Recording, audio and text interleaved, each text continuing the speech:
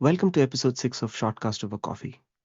Peter Roebuck once wrote so beautifully in an article, quote, once on a train from Shimla to Kalka, there was a halt in one of the stations. The train stopped for a few minutes as usual.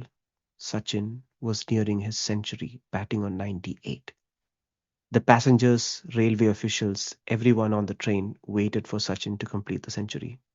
This genius can stop time in India. Stop good. Our guest today is nothing short of a modern day Roebuck when it comes to cricket writing.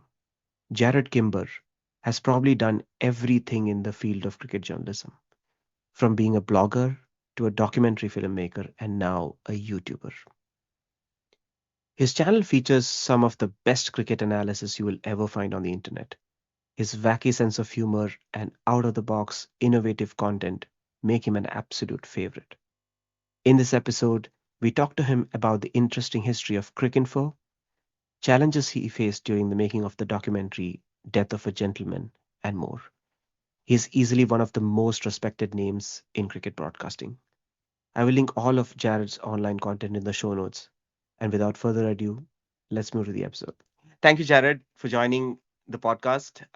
First of all, let me start off by saying how jealous I am of you. You earn a living from cricket. I have always loved that sport and still do, especially Test match cricket. Do you think that's the biggest joy of your life? Uh, no, I think my family's probably the biggest joy of my life. I like to sleep in as well. So I suppose that's on a fairly similar level from those sorts of things. Look, I always wanted to be a writer. I didn't necessarily start out trying to be a cricket writer.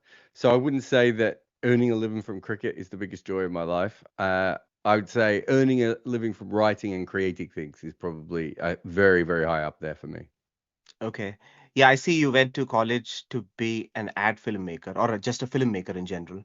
Yeah. How did you? I mean, I still remember it was around the time the infamous Sydney Test match or the controversial Sydney Test match of 2008 when, your blog just went viral. How did the whole transition from being a filmmaker to a writer, or did you always love writing? No, I was always a writer. I wasn't trying to become a well. I would have liked to have directed my own films, probably more the documentaries. I don't know if I have the greatest skills to direct other films, although I directed music videos and short films and things like that. But I wanted to write, well, specifically TV shows and feature films was the thing that I always wanted to write. So I was on that path, and we had our own film production company. And just on a whim, I started writing about cricket after a conversation with a friend of mine who's a basketball writer. Shout out to Todd Spear if you want to read any of his books. Pete Maravich book is very good, but not Pete Maravich. He didn't write that. He wrote Drazen Petrovic's book. He's obsessed with Pete Maravich. So. Um, uh, and and yeah, he was. We just had a conversation, and I started writing about cricket as almost like a way of making money, really, I suppose, as much as anything. We had the film production company. We weren't making a lot of money. We knew there was a lot of money in blog advertising at that point, and I started writing about it. And very soon after that, it kind of all went nuts around me. It wasn't on purpose or anything like that. I was still very much. I wasn't like I started writing about cricket and then thought to myself, "Oh, I'll be a cricket writer." I wrote about cricket and thought I might write some cricket blogs and maybe there's a secondary income for me or anything else. But I wasn't thinking that that was going to be the path. But quite early on, it was very clear that what I was doing, no one else had ever done before. Um, and I think because of that, things changed very, very quickly. Yeah, I think 2007, 2008 was the time when blogging was at its peak. Mm. So then you moved to Cricinfo. Was that soon after, or No, I moved to England. There was an editor, the deputy editor of the Wisden Cricket. I forgot the name of it. I should know. It changed names about 8 times and was merged with different magazines, so it's very confusing. But um, yeah, the Wisden Cricketer, that was it. Yeah, their deputy editor, he was the one who said I should move over, and the filmmaking stuff had slowed down. Although I'm sure if I'd stayed there, I would have got some more work over there. But it had certainly slowed down. And he said, "Look, I can't promise you a career. We can't pay you a lot of money, but if you come over, you will probably get a lot of work just because no one's ever done this before." So I came over in 2008, and just freelanced around for a little bit and did some stuff for all sorts of different websites that no longer exist, and websites that paid me a lot of money for work I shouldn't have been paid a lot of money for, and websites that paid no money when I should have got paid a lot. And um, but the advertising on the cricket blog was pretty much the major thing. We had so many readers that everyone in the world wanted to advertise on our site, and so for about 2 or 3 years, that's basically what I did. And from there, you kind of get sucked into the mainstream, and that's how I eventually ended up at Cricinfo. Okay. Yeah. I mean, it was so surprising to see that Cricinfo is actually one of the very first websites. Yeah. I mean, not just cricket, but like very ever first websites. It's Yeah, fascinating. well, I mean, it starts, the whole cricket thing is really interesting, the way that it was involved in the birth of the internet. And I don't think cricket fans know enough about this story, but essentially, you had a lot of Australian, Indian, English, New Zealand, West Indian people who were studying in America. The internet is exploding in America. And so if you're a basketball fan in America, you don't need to get your scores off the internet, right? But if you're a cricket fan in America, that's the only place you're going to get these scores. And they did all sorts of things, that those early guys, the absolute pioneers of, getting the international newspapers and scouring for scorecards. And one of my favorite stories is they had a West Indian guy who was studying in, I think, Oxford, certainly one Mm-hmm. of the bigger universities in the UK, and they sent him a radio Walkman to play the cricket, and he would broadcast it from England back to America, breaking all the sort of piracy rules, and then they would do live ball by ball commentary from the radio commentary online. Like, and this is in, I want to say Ni 94, Yeah, 93 95. is, yeah, yeah. Yeah, so 93 is kind of when it all starts, and they get very good at recruiting people and very good at finding ways to get cricket information very quickly. And then by 96, they're one of the world's biggest websites. By 97, they have this situation where they are, Mick Jagger puts money in, and they do the first, as far as we're aware, the first ever sports broadcast of online of is cricket. Certainly at a major level, a professional level. Um, and Cricinfo it's a website that it's now seen as sort of an old man website, and it's seen as like a homepage website, and this big behemoth of cricket. But it's worth remembering that it wasn't started by Disney or a billionaire or anything else. Yeah. It was started by cricket fans who all came together because they simply wanted to know more about the sport, or just wanted to know the scores in some cases. And so it's incredible the way that it has managed to develop since then. I think it was also all of their first ever entrepreneurship venture. Or they probably never expected it to be like an entrepreneur venture. And I Yeah, think they it were was terrible their entrepreneurs. They almost all of them learnt to be good entrepreneurs from Cricinfo rather than the other way around. So they owned 75% of Cricinfo, which was valued at uh, 120 million, I think. okay. So they owned 75% of that, and they ran it so poorly that they ended up selling it for $1. Their 75%, which is now worth, I would say that ESPN wouldn't sell Cricinfo for under one point. Well, I think I think it's worth around $1 billion now as a website. It has 40 million active users, and it might be more than that. I haven't checked in with them for a while. 40 million active users, but the big thing with Cricinfo is not just the active users; it's how long people stay on the site. So even CricBuzz is bigger. CricBuzz has more fans, but is worth less money. And part of the reason is that the audience for Cricinfo is outside of India, not just India itself. But the other reason is that people on CricBuzz flick on to get a score and then flick off again. Cricinfo people still spend ages on that website, mostly for the live ball by ball commentary, but also for other things as well. And so it's just a huge venture. And those guys, they went on to have very successful. A lot of them went on to have very successful careers. One of the guys did Cricket Archive, which is probably still the second best place to get scores outside of Cricinfo. It has a lot more scores that Cricinfo doesn't have. You've obviously got someone who was arrested recently in India, who is one of the biggest Chennai publishers of books. You had the guy who founded it, who's Nigella Lawson's cousin, who he's had two or three successful businesses since then. And a lot of other guys who are successful in business literally used the fact that they were co-founders of Cricinfo to get a lot of jobs. And there are a lot of other people out there looking at them going, they did nothing for Cricinfo, right? Yeah. There's all this pettiness within it, but it tells you how much it was such a big thing. That being involved with that allowed you to get so many feet in the doors with other things, and it's in the UK. Most cricket fans follow BBC cricket, right? But when you go to every year they do an audit of the government employees, and every year one of the top five most used websites of government employees in the UK is Cricinfo, right? So it shows, and I think in Bangladesh it was like for a long time it was the second or third biggest website. It's got all these little pockets around the world, and you notice it as a writer when you don't work for them anymore. Just you write a really good article and you might get three or four people tweet about it. Whereas before, you might get, 500 people tweet about it. The impact of being on a site like that is massive.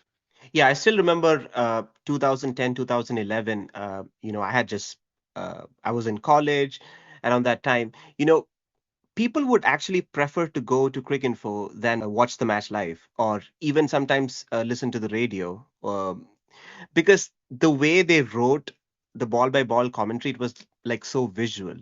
I think Mm, that was one of the biggest USPs of Cricinfo. I mean, I myself, while preparing for the GRE examination, so there is an English section where you need to you need to have a good vocabulary, and I used Cricinfo to get better at it, because the way I did it is I would write the word and then I would say cite Cricinfo, so that I would read an article that would have that word. That way I can relate the word with a story.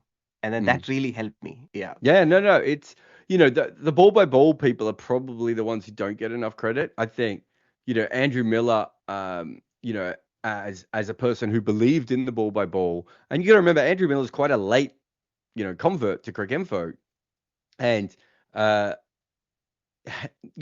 with all due respect to Andrew Miller, I don't think he's going to go down as one of the greatest cricket writers of all time. Um, you know, he's done a lot of work with editing. He's edited Cricinfo and some of the other magazines as well. But I don't think he's going to go down as like a top 10 guy of writers. But when you factor in his ball by ball, it would be hard to argue that he hasn't had a bigger impact than a lot of other people who might be on that list. And the amount of people that have read his words compared to the amount of people who've read, I don't know, Gideon Haigh or Peter Roebuck or, a Robinson or Cardis, chances are more people have read Miller, right? And the ability to do that on the fly and that creativity, and it's not just him. There are heaps of them out there. It's really really it's quite fascinating to see, you know, the what is one of the more simplest things at Cricinfo be actually still the most captivating all these years later. Do you think sports writing is a dying art? Well, I can't answer that for other people, but I mean, I still write all my content, right? Like, I know there are people who don't. There are some really good content creators that I follow who clearly speak their way through stuff, right? And obviously, there's that sort of famous American sports radio style, and English sports radio style of, I've got these 4 points and I'm going to make them over the space of an hour and I'm going to space them out and I'm going to be as entertaining as possible. And those people who have that skill probably do quite well in the podcast age, the TikTok age, and everything else. But the most exciting sports content that I follow is generally still the stuff that has a long, either story or history or data or whatever. But it all comes from a writing perspective. Maybe because I am a filmmaker and I come from a different area, but it's like we are still at an age where people read, right? And for all the talk, if you go back throughout the history, the amount of times that they said that books would die, books don't die; they still exist. And I think we're at a similar point in now in sports writing. We're like, oh, why would you do that when this guy could say this on TikTok and this guy could do a podcast and everything else? Writing still matters, and I think things have changed. But also, I think I said this years ago that I think one of the worst things to happen to sports writing in the UK, but you could also throw cricket in because I think cricket is an offshoot of sports writing in the UK. was The Guardian. So The Guardian from 1970s to, I don't know, 2005, 2010 had these incredible writers, and they wrote in this sort of literary style, right? And if you go back, it's even further than that, but I think that's the bit where it sort of takes over. This sort of flowery English style. And the writing is quite often beautiful. The sports part of it is shit. They don't tell you anything about any of the games. They're they're so fascinated with their own sentence structure that you're like, you go back and you read old reports from some of these guys, and you're like, were you at the game?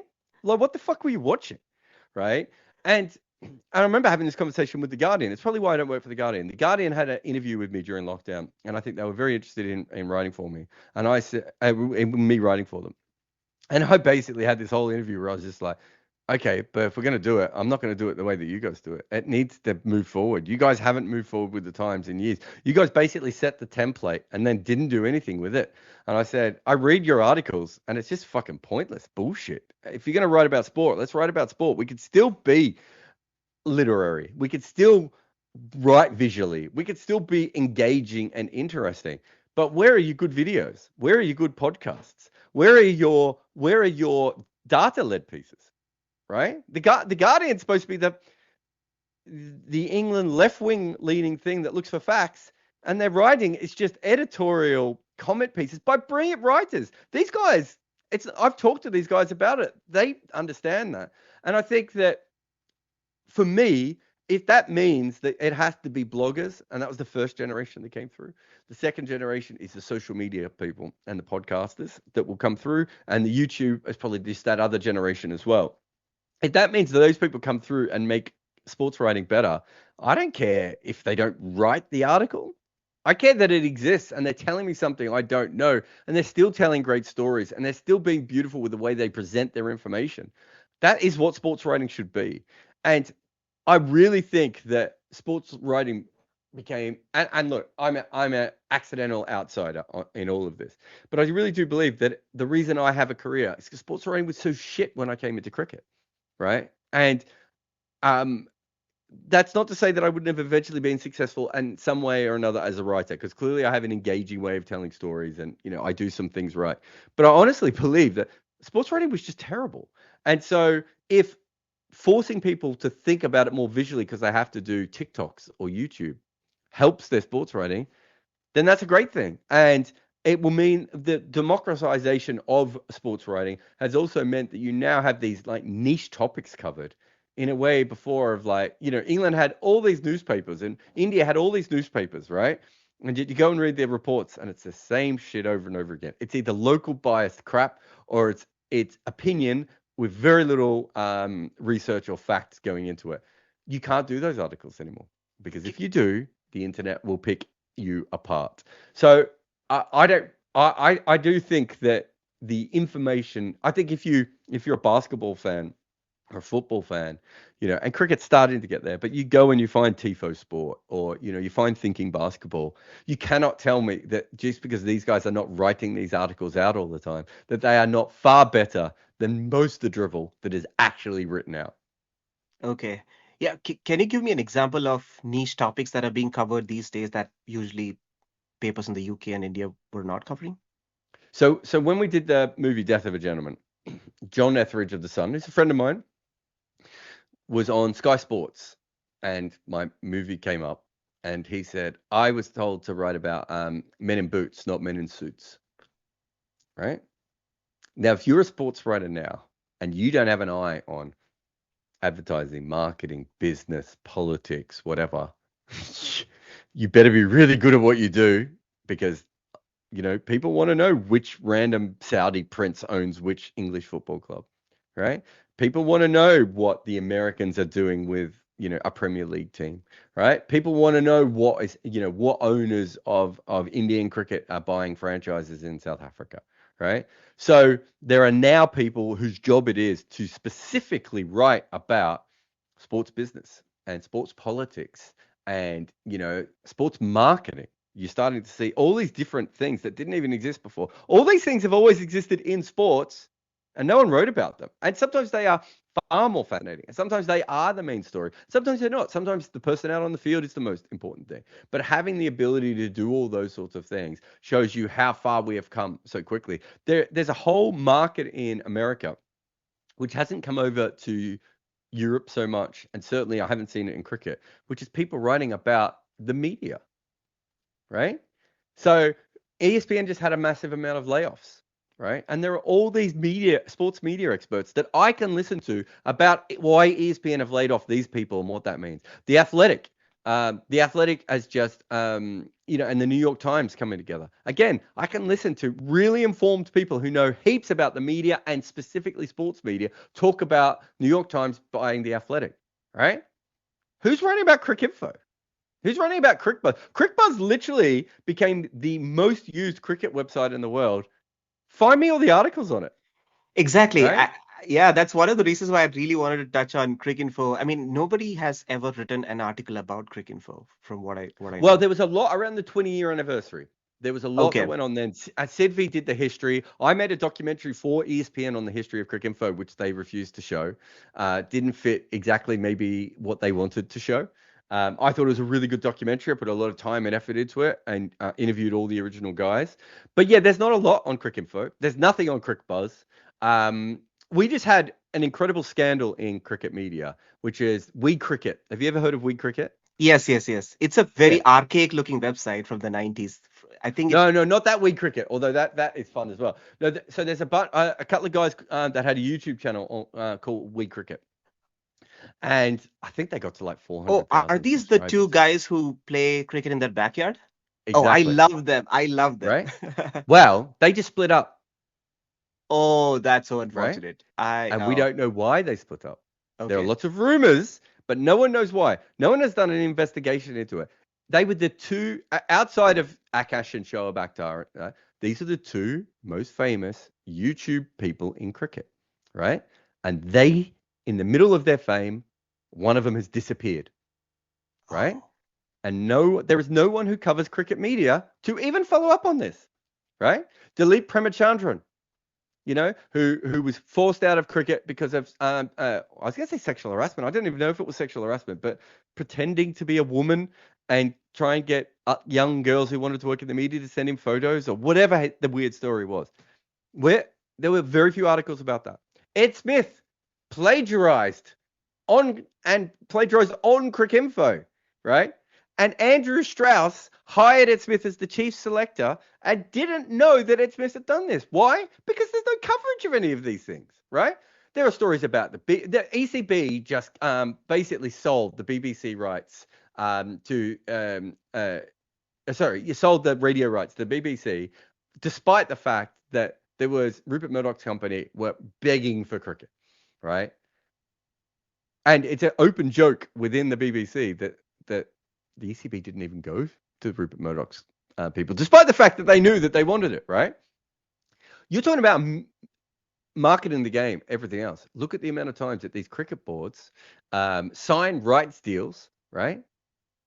And no one investigates them, right? No one looks into them. There's tons of them. Cricket Australia did perhaps the worst TV rights deal I've ever seen, where they had the chance of having all cricket on free-to-air TV and making almost exactly the same amount of money, or splitting it up and going with two different companies, one free-to-air and one cable, right?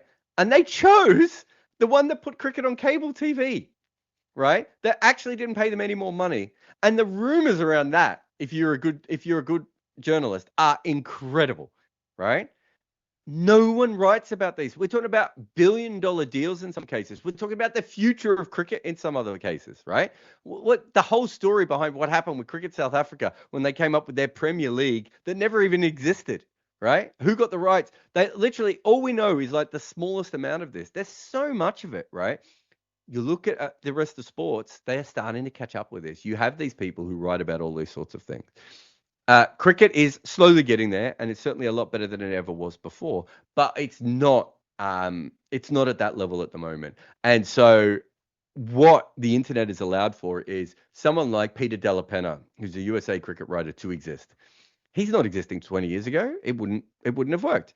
Tim Wigmore built his career on writing about associate cricket politics.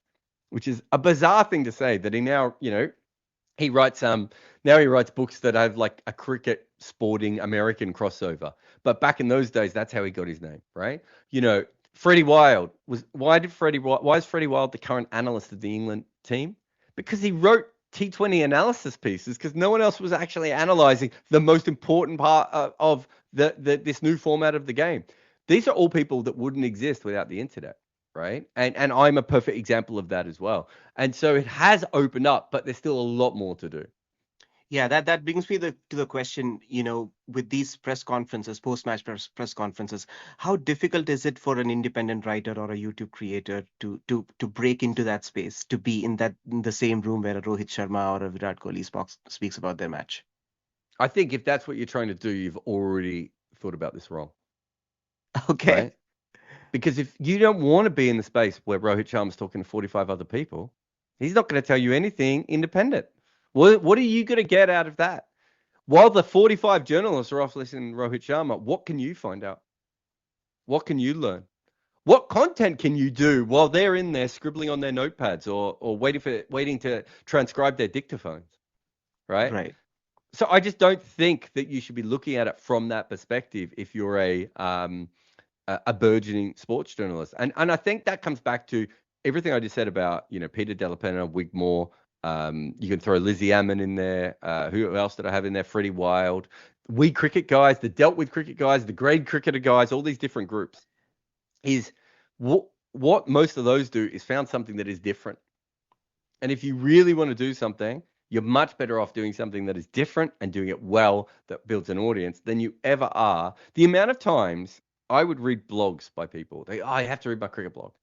And I'd read their blog and I'd be like, okay, you've written a match report of a game that I have already read 7 match reports of. What different do you bring to the table, right? Yeah. And that's the big thing that I teach with, people who want to get into this space is what is not being covered that could be covered, right? What is something that is fundamental to the sport and for whatever reason no one has got around to it, right? What is interesting to a whole generation of fans out there, but they've never had someone actually cover it for them, right? And you start to see these things coming through, and you see these women fanzines coming through, and women's cricket stuff coming through, right? Of none, I don't think any of the people that have created these websites will become millionaires, but a lot of them are now working in mainstream cricket, and they started writing basically for no one, right? Whereas so many of these other guys, they'll write a great blog piece about the Indian cricket. I'm like, great. Well, the Indian men's team has 48,000 words written for every 1 second of cricket that is played, right? You have to be spectacular to break through there. You don't have to be spectacular to break through in women's cricket because you're not fighting nearly as many people. You don't have to be as spectacular in breaking through in writing about franchise cricket because there's almost nothing written about franchise cricket, right? Where's the great YouTube page on wicket keeping, right? There's so many things that are not covered that if you look at football and you look at American sports, they're just so much better at covering. You can't tell me that there isn't something that you as a young writer are not interested in, right? That isn't free for you to be the expert in within the space of 6 months, right? Tim Wigmore went from literally, a kid trying to get work to being the preeminent expert on associate cricket politics and cricket politics in general in the shortest amount of time possible. I became the leader in global cricket politics about a month into writing writing the first draft of our movie, right? There are so many open topics out there. And if you're thinking that you have to get into a press box, you don't. I didn't get into a press box for the first, year and a half. And, it's handy. And I do analysis. You want to be in the press box. And if you want to break news, you need to be around people and build contacts with people. There are certain, you meet other writers, you meet other editors, you meet people who might want to hire you. It's all very handy. But that should not be the end goal. If you're in a press box, it basically means that someone is paying your bill to be in the press box. That's all it really means. Right, right, right. How did you move from being a writer to an analyst? Because I watch your YouTube videos and I see you have so much data and like statistics. Uh, do you have a separate software team that does that, or like a statistics team? or are you a I'm trying to statistician build a yourself? statistics team at the moment, but no, it's still very slow going on that front. No, I mean, I'm in a situation at the moment where I have access to a lot of different databases out there, and a lot of different systems, and you know, I built some of my own stuff as well. We're trying to in the future build more and more of our own stuff, but it all came back to T20 cricket. I wrote a piece that said it wasn't written about properly, and my editor called me out on it and said, "Well, why don't you write about it properly?" Um, Weirdly enough, I'd done the same thing with women's cricket earlier, and he showed no interest. But with T20 cricket, maybe he saw there was more money coming. But um, that was all it was. And so I just had to go out there and work out how to tell the story better. And I'm a big basketball fan, so a lot of that stuff comes from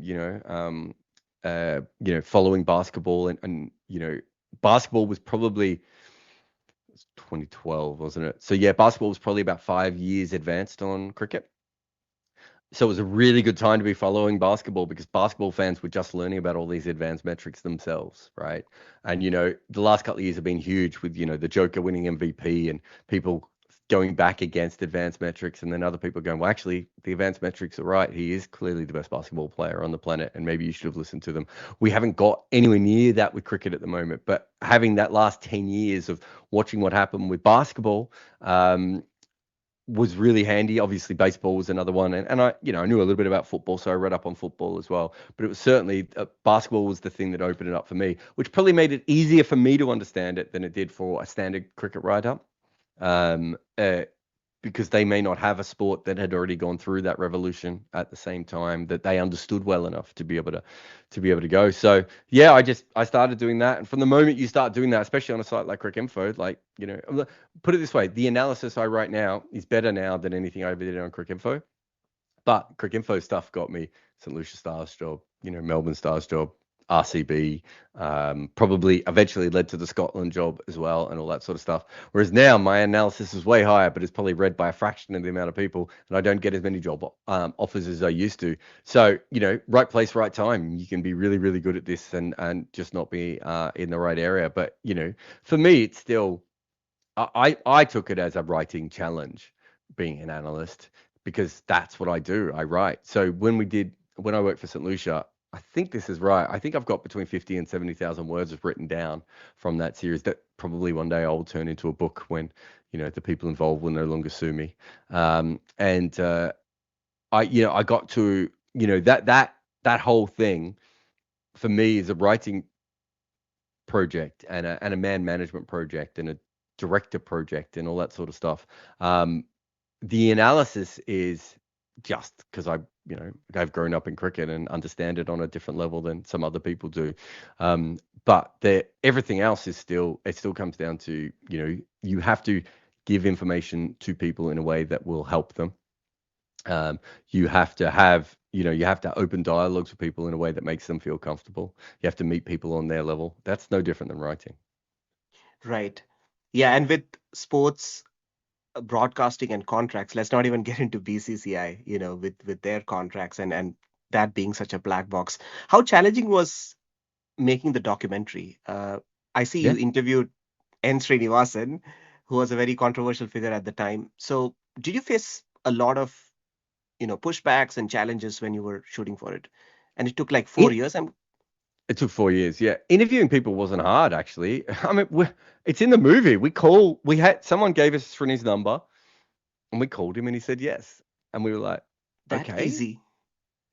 fine. I mean, getting his number's not easy, but the fact he just said yes, and we were in, let's say we were in Mumbai. Yeah, I think we were in Mumbai, and it was like literally, um, okay, we now need to change our flights and go to Chennai.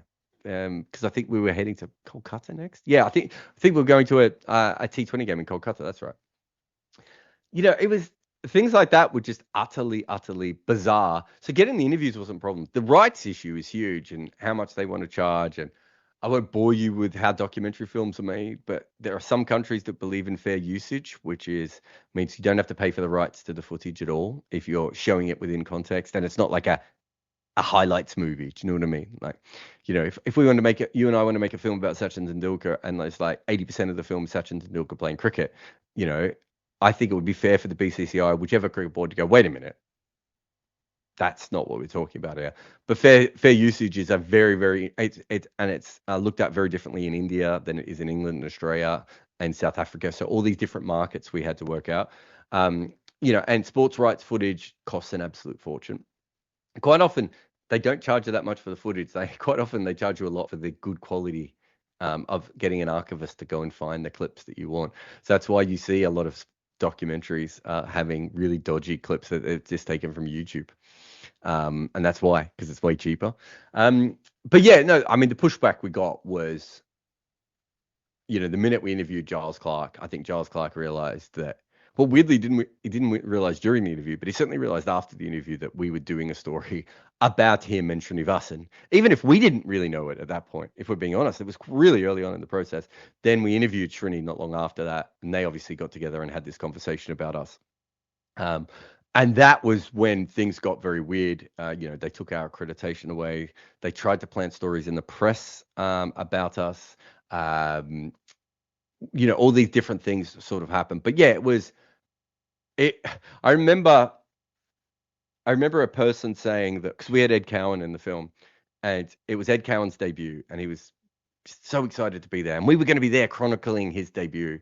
We've probably got still heaps of other footage we could put together that really show what it's like. That's a lovely part of the documentary. Yeah, but it's like 6 minutes of the documentary, right? We probably have 5 hours with Ed, right? That you could make it to and you could get Ed to go back and look at that film and look at his career. Now, it'd be really interesting. But I remember one of the Australian cricket media officer, oh God, what's his name? Popey? I think that was his name. He was saying to us that there's no way Ed would have done that if he was 10 tests into his career. And that was basically what we were told by the journalists, right? Like, if you look back on it, if we were both freelancers, neither of us were working for anyone specifically. We were still trying to make our name.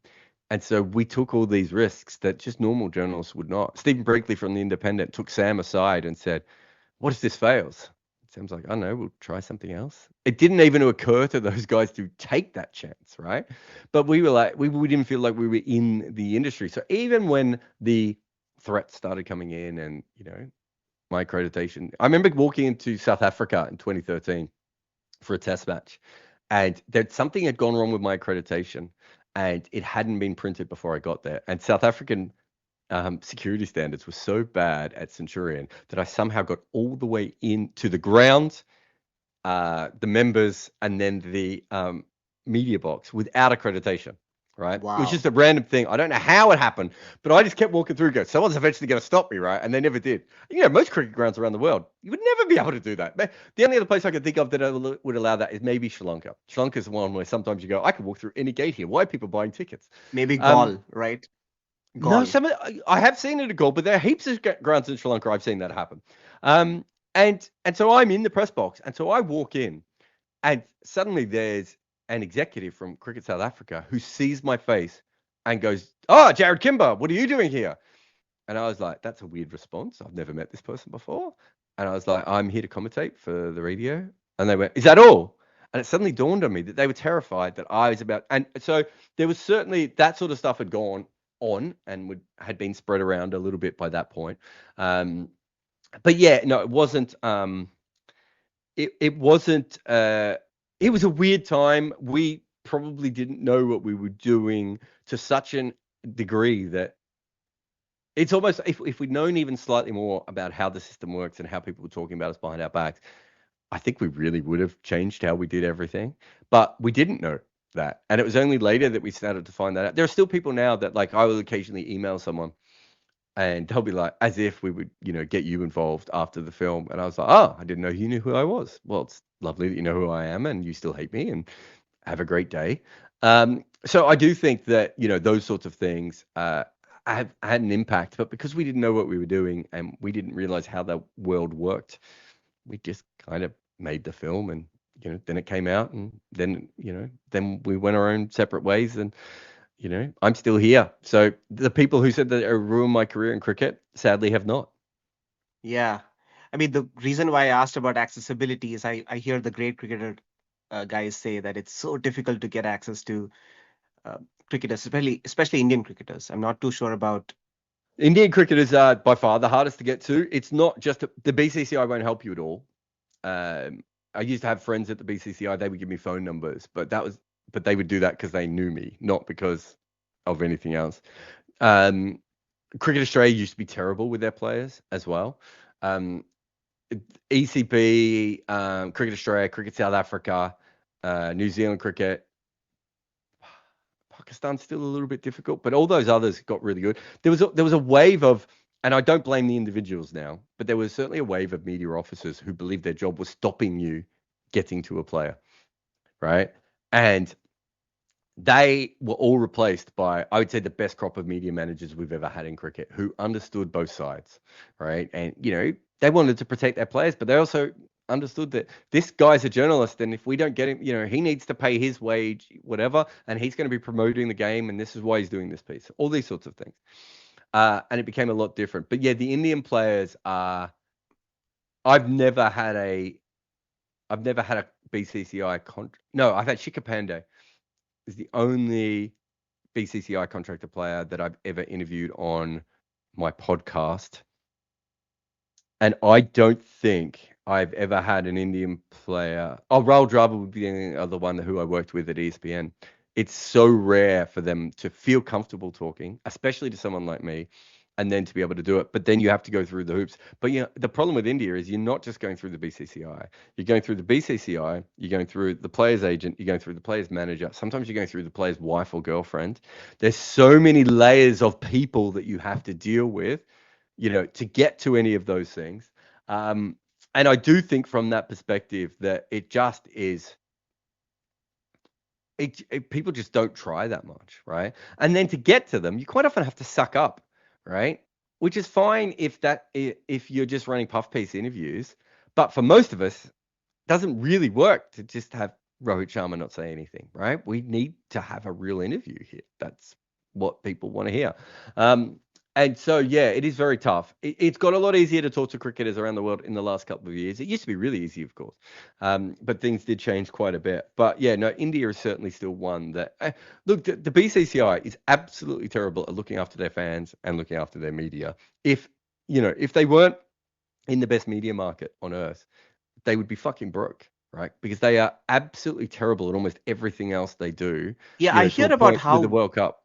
how IPL fans are treated in Yeah, stadiums at the Wankhede, at the other stadiums. They don't have basic facilities for IPL I fans. told this story the other day. I turned up about, I don't know, 45 minutes or an hour before an IPL game once, and I missed the start because it took them that long to get everyone in the ground, right? Because they only had a couple of gates open at Chinnaswamy. It's ridiculous, right? Have you been to And Dharamshala? yeah, Getting to that ground is a nightmare. well, getting to that ground is the bigger problem. Once you're there, you can usually get in. But media people. I think there's one ground. I think it's Kolkata, where you have to go through about 4 levels of security to get in. And then when you do that, you have the last level of security as a journalist. It might have changed. I haven't been back there maybe since the World Cup final. I can't remember. But you used to have to open your laptop up and your iPads up and turn their batteries on. Right? So make sure that they could see that it was a working laptop. And you're like, I've gone through 5 levels of security, and they've gone through every part of my bag, and I now have to get out all my stuff, right? And then it was just like, you can just imagine. And if that's what they're doing to media, you just keep factoring it down, and you hear the stories of what happens to fans, and it's not good enough. And I don't think the BCCI treat cricket particularly well. I just happen to think that they're in it, and you can go back to English cricket. English cricket did a very, very similar thing, and eventually England cricket wasn't as big as it used to be, right? You have to look after the people who want to pay for your product. And I don't think that, or in this case, pay and promote your product. And in this case, I don't think the BCCI do either. I think it's just sheer numbers that's keeping it Yeah, going. it's ridiculous numbers, right? But if you don't look after something, It's eventually there's already a gonna. whole generation of middle class Indians who are going into who prefer football, right? Basketball will be the next one. You don't want to be in a situation where you're fighting the NBA and Premier League football. They're much smarter than the BCCI. Yeah, I mean, I can see the change already. With the ISL, with English Premier League being so big in India. I can already see that. Do you have any cricket broadcast heroes that you really looked up to or really inspired your writing? Yeah, I mean, I think I listened to a lot of cricket radio when I was a kid. Probably not a mistake that I've ended up as a radio commentator.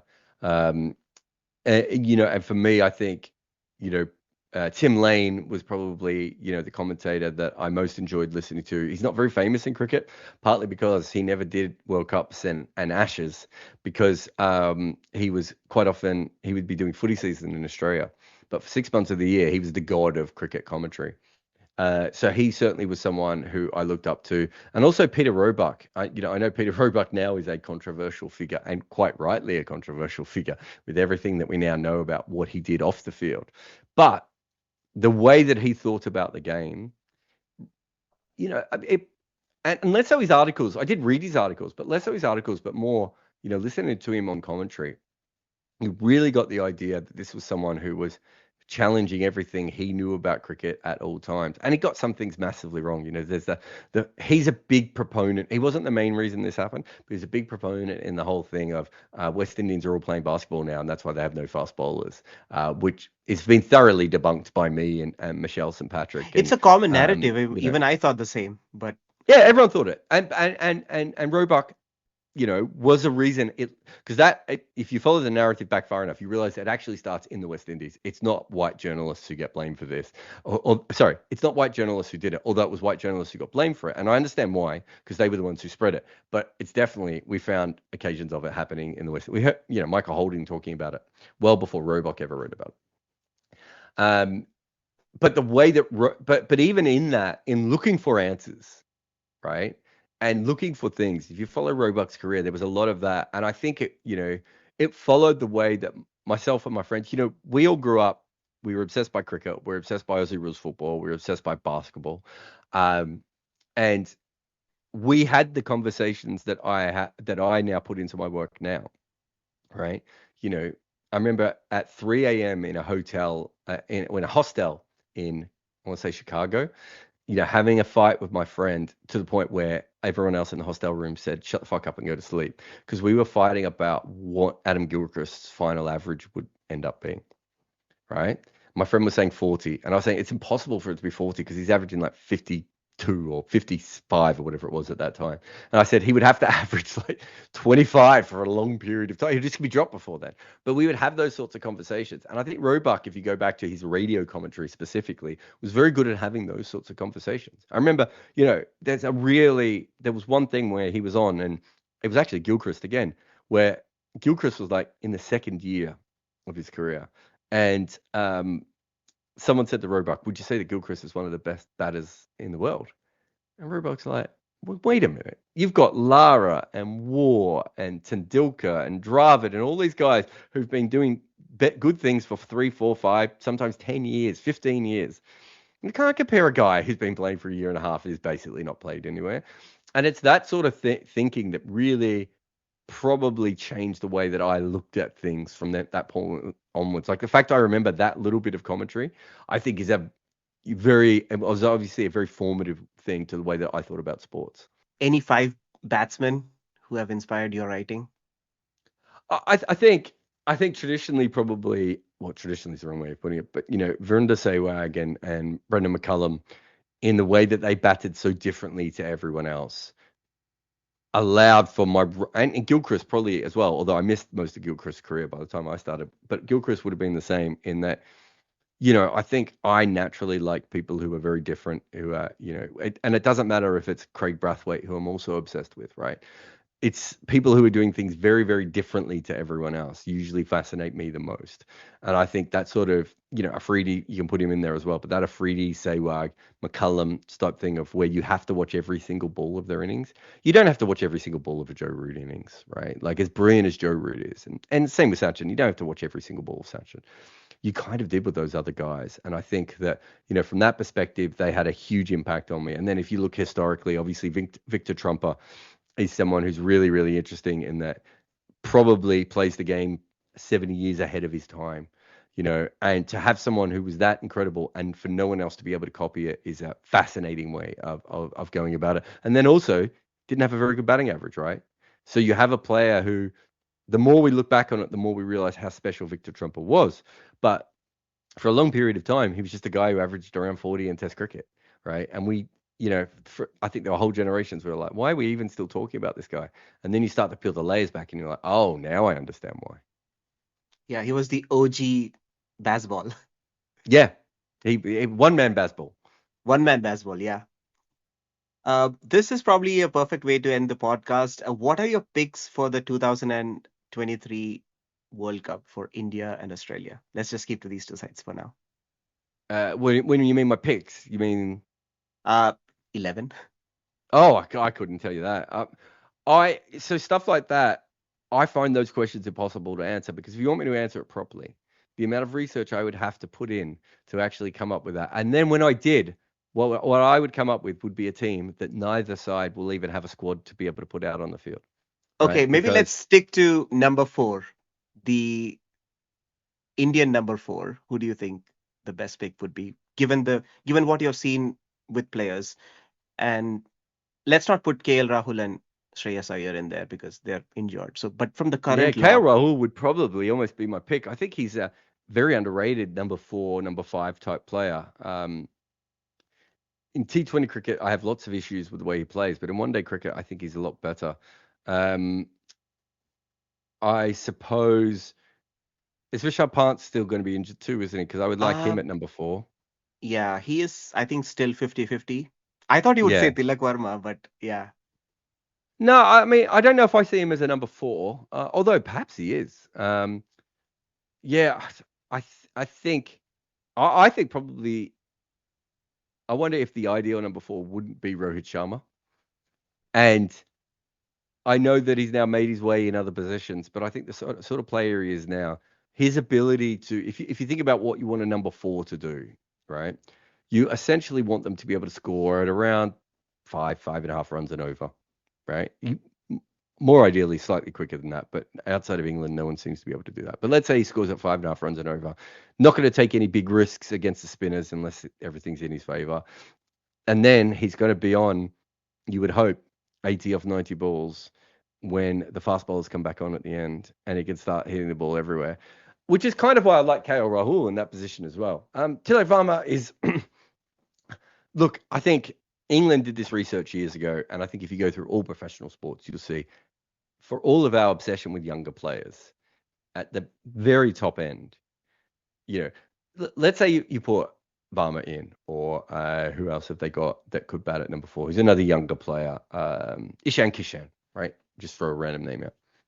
If one of those guys bats at number 4, there is a huge gulf, chasm between them playing for India. Let's say they played for India 20 or 30 times by the time that World Cup's gone on. And the fact that when they get to the most important games, they're going to have to be facing Shaheen, Shadab, Bolt, Southey,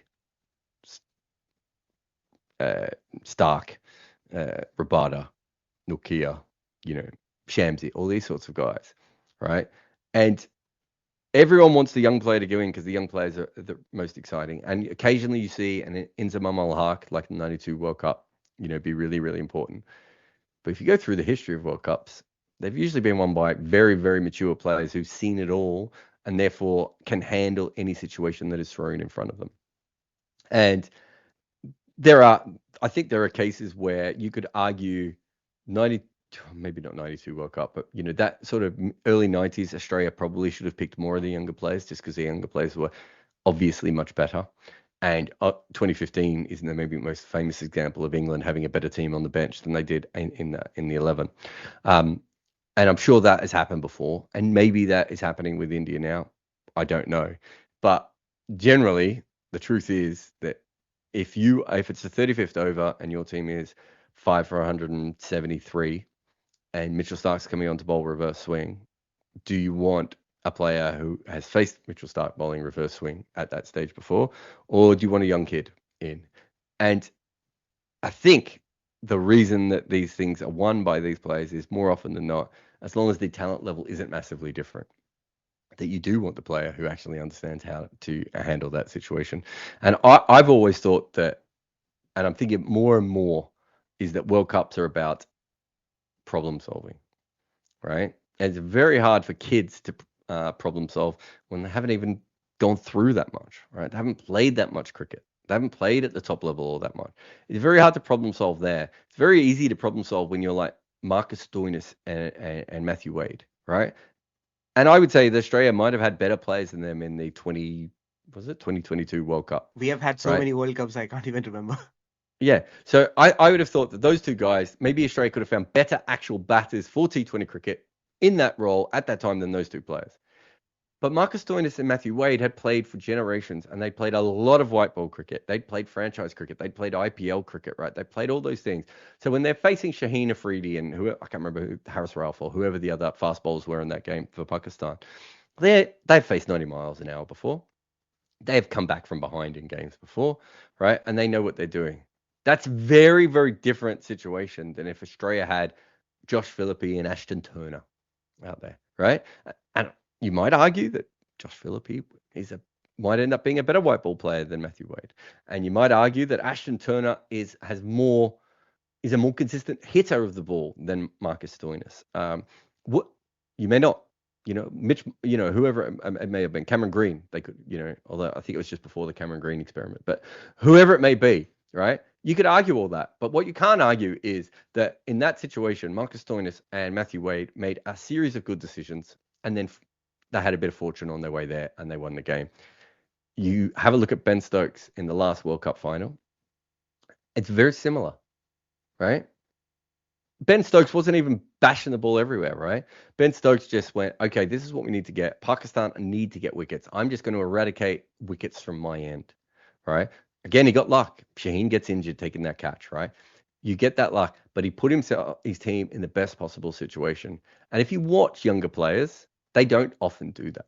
They play to the best of their ability and everything else. So that is why teams like older players, it's why Shakib Al Hassan is, captain of Bangladesh again, right? It's why these teams keep doing this thing. These aren't accidents. And so from that perspective, I like the idea of that. Doesn't mean that you don't throw in a young player, maybe like Tilak Rama, who is so exciting and so transformative, you can throw them around, but you want a lot of good heads around them because that generally is what has won World Cups for teams. That's a very interesting point. Well, Jarrod, thank you so much for your time. I'm pretty sure this conversation can go on for episodes and episodes, but really, really, thank you so much for your time. It was great talking to you. No worries. Thanks for having me on. That was the most amazing Jarrod Kimber on the show. I hope you guys really loved the conversation. I'll be back with another guest next time. Till then, peace.